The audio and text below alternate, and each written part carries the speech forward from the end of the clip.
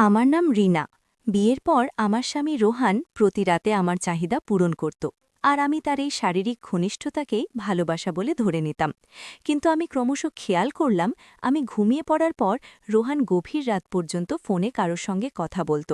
আমাকে এত আদর করার পরেও সে কেন লুকিয়ে কথা বলত, আমি কিছুতেই বুঝতে পারতাম না। একদিন রাতে আমার সন্দেহ চরম পর্যায়ে পৌঁছাল। মাঝরাতে আমি বাড়ির ছাদ থেকে একটি অন্যরকম শব্দ শুনতে পেয়ে সেখানে যাই। নিঃশব্দ ছাদে পৌঁছতেই আমার স্বামীর যে দৃশ্য চোখে পড়ল, তাতে আমার মাথা ঘুরে গিয়েছিল। আমার স্বামী তার এক প্রেমিকাকে নিয়ে এসে তার সঙ্গে অন্তরঙ্গ হচ্ছিল। সেই নোংরা দৃশ্য দেখে আমার মাথায় আকাশ ভেঙে পড়ল। চোখে দেখা এই জিনিস কি মিথ্যা হতে পারে? আসলে আমি সেদিন নিজের হাতেই আমার সংসার ধ্বংসের পথে ঠেলে দিচ্ছিলাম, এক ভয়ঙ্কর সন্দেহের বশে। বিয়ে হয়ে শ্বশুরবাড়ি আসার প্রথম দিনেই আমার স্বামীর বন্ধুবান্ধবরা উপস্থিত ছিল। স্নেহা নামের একটি মেয়ে আমার কাছে এসে বলল, বৌদি, তোমার স্বামীর সাথে একটু কথা বলতে পারি?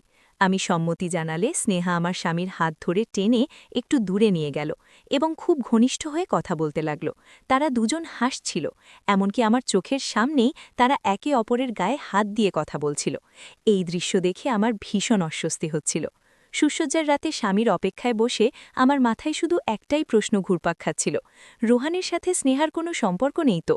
রোহান ঘরে এলে আমি প্রথমেই তাকে স্নেহার সঙ্গে তার সম্পর্ক নিয়ে জিজ্ঞাসা করলাম। রোহান হেসে বলল, আরে স্নেহা তো আমার ছোটবেলার বন্ধু, আমরা একসাথে পড়াশোনা করেছি এবং এখন একই অফিসে চাকরি করি। আমি নিজেকে সামলাতে না পেরে সরাসরি জিজ্ঞাসা করি, তোমার সাথে স্নেহার ভালোবাসার কোনো সম্পর্ক নেই তো? আমার কথা শুনে সে অবাক হয়ে বলল, রিনা, তুমি এটা কি বলছো? আমার যদি স্নেহার সাথে ভালোবাসার সম্পর্ক থাকত, তাহলে তো আমি তাকেই বিয়ে করতাম। তোমাকে কেন বিয়ে করতে যাব? ওর সাথে আমার তেমন কিছুই নেই। আমি শুধু তোমাকে ভালোবাসি বলেই তো তোমাকে পছন্দ করে বিয়ে করেছি। এরপর সে রাতে রোহান আমাকে অনেক ভালোবাসল, আমিও তাকে মন থেকে ভালোবাসলাম। আমি আমার বাবা মায়ের একমাত্র সন্তান, পেশায় একজন চিত্রশিল্পী। আমাদের বিয়েটা দেখে শুনেই হয়েছিল। রোহানের আদর পেয়ে আমি প্রায় ভুলে গিয়েছিলাম স্নেহার কথা। কিন্তু মাঝরাতে হঠাৎ ঘুম ভেঙে গেলে দেখি আমার স্বামী পাশে নেই। শ্বশুরবাড়িতে প্রথম দিন মাঝরাতে স্বামীকে পাশে না পেয়ে আমি খুব ঘাবড়ে গেলাম। তারপর মনে হলো আমাদের ঘরের বাইরের বারান্দা থেকে তার গলার আওয়াজ আসছে। আমি আস্তে করে বারান্দার দরজার কাছে গিয়ে দাঁড়ালাম। তখন রাত 2টো। আমার স্বামী স্পষ্টতই তার সেই বান্ধবী স্নেহার সঙ্গে ফোনে কথা বলছিল। নিজের কানে সবকিছু শোনার পর আমার ভীষণ রাগ হলো এবং মনে গভীর সন্দেহ জন্মালো। কেন সে মাঝরাতে লুকিয়ে তার বান্ধবীর সঙ্গে কথা বলছে? যে কোনো মেয়েরই এমন পরিস্থিতিতে সন্দেহ হওয়া স্বাভাবিক। পরের দিন সকালে নাস্তা খেতে বসে আমি রাতের কথা জিজ্ঞাসা করলাম। সে খুব স্বাভাবিকভাবেই বলল, রাতে তুমি ঘুমাওনি? আমি তো ভাবছিলাম তুমি ঘুমিয়ে পড়েছ। এরপর জানাল সে নাকি রাতের বেলা অফিসের কিছু কাজের ব্যাপারে স্নেহার সঙ্গে ফোনে কথা বলছিল। রোহানের মুখে স্নেহার নাম শুনলেই আমার মাথায় কেমন যেন একটা যন্ত্রণা শুরু হতো, আর সেদিন থেকেই আমার স্বামীর ওপর সন্দেহ হতে শুরু করে। এদিকে আমার শাশুড়িমা আমাকে ভীষণ ভালোবাসতেন। তিনি রোহানকে বলতেন, এখন তোমার বিয়ে হয়েছে, সারা রাত জেগে অফিসে কাজ করার দরকার নেই, সন্ধ্যের আগেই বাড়ি ফিরে আসবে, কারণ তোমাকে ছাড়া বৌমা নিজেকে একা মনে করবে। আমার শ্বশুরমশাই অনেক বছর আগেই মারা গিয়েছিলেন। তারপর একদিন সন্ধ্যায় যখন আমি আমার স্বামীর গাড়ির শব্দ শুনে খুশি মনে বারান্দায় গিয়ে দাঁড়ালাম, যা দেখলাম তাতে আমার মাথা ঘুরে গেল। আমার স্বামী ওই স্নেহার সঙ্গে নোংরামি করতে ব্যস্ত ছিল। স্নেহা আমার স্বামীর হাত ধরে তাকে গাড়ির ভেতরে টেনে নিয়ে গেল এবং গাড়ির ভেতরেই তারা অন্তরঙ্গ হলো, এটা আমার ধারণা ছিল। সেই সব কিছু দেখার পর আমার মাথায় যন্ত্রণা শুরু হলো এবং আমার আর বুঝতে বাকি রইল না যে আমার স্বামী আমাকে ঠকাচ্ছে। সেদিন থেকে আমার স্বামীর ওপর সন্দেহ অনেক বেড়ে গেল। আমি মাঝে মধ্যেই ফোন করে জানার চেষ্টা করতাম সে কোথায় আছে আর কার সঙ্গে আছে। একদিন ফোন করে অনেক বেশি কোলাহলের আওয়াজ শুনে আমার সন্দেহ আরও বাড়ল। আমি শাশুড়িকে বাজারে যাওয়ার কথা বলে বাড়ি থেকে বেরিয়ে গেলাম, কিন্তু আসলে আমি স্বামীকেই খুঁজতে বেরিয়েছিলাম। আমি আমার স্বামীর অফিসের আগেই দেখি যে সে স্নেহার ঘাড়ে হাত দিয়ে তাকে নিজের গাড়িতে বসিয়ে একটি হোটেলে নিয়ে গেল। সেই দৃশ্য দেখার পর আমার সহ্যের বাঁধ ভেঙে গেল, মাথার যন্ত্রণা অনেক বেশি বেড়ে গেল। বাড়ি ফিরে আসার পর শাশুড়ি আমাকে বললেন, বৌমা, তুমি এতক্ষণ কোথায় ছিলে? আমার ছেলে তো তোমার জন্য কখন থেকে অপেক্ষা করে বসে আছে। আমি তখন রেগে গিয়ে আমার স্বামীর কলার ধরে বললাম, তুমি যখন ওই স্নেহাকে ভালোবাসো, তাহলে আমাকে বিয়ে করে আমার জীবনটা দিনটা কেন নষ্ট করলে? তুমি আজকে ওই স্নেহার সঙ্গে হোটেলে গিয়েছিলে, আর আমি সেটা নিজের চোখে দেখেছি। রোহান বলল, রিনা, তুমি এসব কি বলছো? আমি অফিস থেকে সরাসরি বাড়িতে ফিরে এসেছি। আমি কেন স্নেহার সঙ্গে হোটেলে যাব? তোমার কি মাথা খারাপ হয়ে গেছে? তুমি অযথাই আমাকে সন্দেহ করছো এবং অনেক বেশি বাড়াবাড়ি করছো। আমার শাশুড়িও যখন আমাকে বোঝানোর চেষ্টা করলেন, তখন আমি তাদের দুজনকেই বললাম, তোমরা দুজন মিলে আমাকে ঠকিয়েছ। আমি আর একটা মুহূর্ত এই বাড়িতে থাকব না। আমি নিজের চোখে দেখেছি তুমি ওই স্নেহাকে নিয়ে হোটেলে গিয়েছিলে, তাই আমি আর তোমার সঙ্গে সংসার করতে পারবো না। আমি তোমাকে ডিভোর্স দিতে চাই। এই বলে আমি নিজের জামাকাপড় গুছিয়ে নিয়ে বাবার বাড়ি চলে এলাম। শাশুড়ি ও স্বামী আমাকে অনেক বোঝানোর চেষ্টা করেছিল, কিন্তু আমি তাদের কোনো কথাই বিশ্বাস করতে পারিনি। বিয়ের 1 মাসের মধ্যেই এই ঘটনায় আমি ভেতর থেকে সম্পূর্ণভাবে ভেঙে পড়েছিলাম। বাবার বাড়ি ফিরে আমি বাবা মাকে সব বললাম। আমার স্বামী আমাকে ঠকিয়েছে, তার স্নেহা নামের একটি মেয়ের সঙ্গে অবৈধ সম্পর্ক আছে এবং আমি নিজে চোখে তাদের দুজনকে একসঙ্গে হোটেলে যেতে দেখেছি। বাবা মা স্বাভাবিকভাবেই আমার কথা বিশ্বাস করলেন।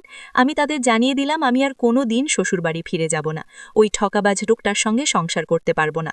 পরের দিন সকালে রোহান আমার বাবার বাড়িতে এসেছিল দেখা করতে, কিন্তু আমি বাবা মাকে বলে দিয়েছিলাম যে আমি তার সঙ্গে কথা বলা তো দূরের কথা, মুখটাও দেখতে চাই না। আমার চিৎকার চেঁচামেচি দেখে বাবা মাও সাহস করেননি রোহানের সঙ্গে কথা বলার। আমি রোহানকে ধাক্কা দিয়ে বাড়ি থেকে বের করে দিলাম। এভাবে কিছুদিন কেটে গেল। একদিন রাতে যখন আমি আমার ঘরের মধ্যে একটি পেইন্টিং করছিলাম, ঠিক সেই সময় মনে হলো একটা ছেলে আর একটা মেয়ে লুকিয়ে নিচের ঘরের ভিতরে ঢুকে পড়ল। আমি চুপচাপ তাদের পেছনে গেলাম। ঘরের দরজাটা খুলতেই আমার পায়ের তলা থেকে মাটি সরে গেল। আমার ঘরের বিছানায় আমার স্বামী ও তার প্রেমিকা একসাথে আপত্তিকর অবস্থায় ছিল। আমি নিজের চোখে সেটা দেখে চিৎকার চেঁচামেচি শুরু করে দিলাম এবং ঘরের জিনিসপত্র ছুঁড়তে লাগলাম। তাদের নোংরামি দেখে আমার মাথার যন্ত্রণা অনেক বেশি বেড়ে গিয়েছিল। আমার চিৎকার শুনে বাবা মা পাশের ঘর থেকে ছুটে এলেন। তারা আমাকে জড়িয়ে ধরে সামলে নিয়ে বললেন, রিনা, তুই পাগলের মতো কেন করছিস? এই ঘরে তো কেউ নেই, তুই কার উপর গালাগালি করছিস? কার উপর এত রাগ করছিস? সেদিন অনেক কষ্টে বাবা মা আমাকে সামলেছিলেন। আমি তো এটাই বুঝতে পারছিলাম না যে আমি সবকিছু দেখতে পাচ্ছিলাম, তবুও বাবা মা কেন বলছিলেন সেখানে কেউ ছিল না, আর এই সবকিছু নাকি আমার মনের ভুল ধারণা ছিল। পরে যখন বাবা মা সবকিছু বুঝতে পারলেন, তখন বাবা রোহানের সঙ্গে ব্যক্তিগতভাবে দেখা করেন এবং আমার ব্যাপারে সবকিছু বলেন। আসলে আমি একজন মানসিক রোগী ছিলাম, আমার ব্রেনের সমস্যা ছিল এবং বাবা মা বুঝতে পেরেছিলেন যে এই সবকিছুর মধ্যে রোহানের কোনোই দোষ ছিল না, সব দোষ ছিল আমার ভাবনার মধ্যে। কারণ আমি আমার স্বামীর মধ্যে আমার প্রাক্তন প্রেমিককে দেখতাম। সবকিছু জানার পর আমার বাবা মা ও স্বামী আমাকে একজন মানসিক চিকিৎসকের কাছে নিয়ে গেলেন। সেখানেই রোহান আমার ব্যাপারে সবকিছু জানতে পারে। আমার বিয়ের 6 মাস আগেই বিক্রম নামের একটা ছেলের সঙ্গে আমার ব্রেকআপ হয়েছিল। আমি বিক্রমকে ভীষণ ভালোবাসতাম, কিন্তু সে আমাকে এইভাবে ঠকাবে আমি ভাবতে পারিনি। আমি তাকে নিজের তন মন সবকিছু দিয়েছিলাম, কিন্তু তার মন ভরে গেলে সে আমাকে ছেড়ে আমার একটা বান্ধবীকে বিয়ে করার কথা বলেছিল। আমি এটা সহ্য করতে পারিনি এবং এর প্রভাব আমার ব্রেনের ওপর পড়েছিল। বিক্রমকে মন প্রাণ থেকে ভালোবাসার এই প্রতারণা আমি বিয়ের পর আমার স্বামী ও তার বান্ধবী স্নেহার মধ্যে ভাবতে শুরু করেছিলাম। এটা ছিল আমার মানসিক অসুখ। আমার মনের ভয়টা কখনো দূর হয়নি, বরং দিন দিন বেড়েই চলেছিল। আমি যে বিক্রমকে ভালোবাসতাম এই কথাটা শুধু আমার মা জানতেন, বাবা জানতেন না। বিক্রম আমাকে ছেড়ে যাওয়ার পর আমি অনেক ডিপ্রেশনে চলে গিয়েছিলাম। মা আমাকে অনেক কষ্টে সামলেছিলেন। মা বাবাকে এই কথা বলেননি, কারণ তিনি ভাবতে পারেননি যে আমার মানসিক অসুখ এতটা খারাপ পর্যায়ে যাবে। মা ভেবেছিলেন বিয়ের পর হয়তো সবকিছু ঠিক হয়ে যাবে। কিন্তু সেই ঘটনার 6 মাস পরে যখন আমার রোহানের সঙ্গে বিয়ে হয়, তখন রোহান ও স্নেহাকে একসাথে দেখে আমার মানসিক চাপ আগের মতোই আবার ফিরে আসে। আমি তো আগের থেকেই মানসিক অসুস্থ ছিলাম এবং এই ব্যাপারে আমার শাশুড়ি ও স্বামী কিছুই জানতেন না। আমি এই ঘটনার পর থেকে কখনোই মানসিকভাবে সুস্থ ছিলাম না। তাই আমি আমার স্বামীর ব্যাপারে যা কিছু দেখতাম সেগুলো আমার ব্রেনের সমস্যা ছিল। আমি পুরোপুরি সন্দেহবাতিক হয়ে গিয়েছিলাম। আমার ব্যাপারে সবকিছু জানার পরেও আমার স্বামী আমাকে গ্রহণ করেছিল। সেদিনের পর থেকে সে আগের চাইতেও আরও বেশি খেয়াল রাখত ও ভালোবাসত। আমার শাশুড়িও আমাকে কোনো কাজ করতে দিতেন না এবং আমার স্বামীর অনুপস্থিতিতে আমাকে সব ওষুধ খাওয়াতেন।